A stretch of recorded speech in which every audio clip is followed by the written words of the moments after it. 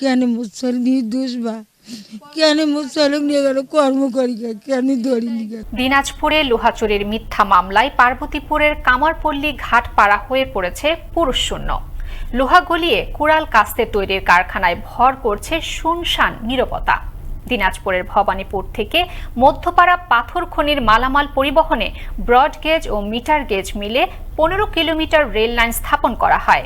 তবে 2007 সালে ওই রেলপথ বন্ধ হওয়ায় অরক্ষিত হয়ে পড়ে। এই সুযোগটি কাজে লাগিয়ে প্রায় 5 কিলোমিটার দৈর্ঘ্যের রেল লাইন স্লিপার ও ক্লিপ গায়েব করে দেয় চোর চক্র। এ ঘটনায় অজ্ঞাতদের আসামি করে মামলা দায়ের করে কর্তৃপক্ষ। তবে প্রকৃত চোরেরা থাকে ধরা ছোঁয়ার বাইরে। এর জেরে 13ই অক্টোবর আটক করা হয় পার্বতীপুরের গোপীনাথপুর ইউনিয়নের ঘাটপাড়ার দিনমজুর রঞ্জিতকে। ভয়ে এখন ওই পাড়াটি পুরুষ শূন্য।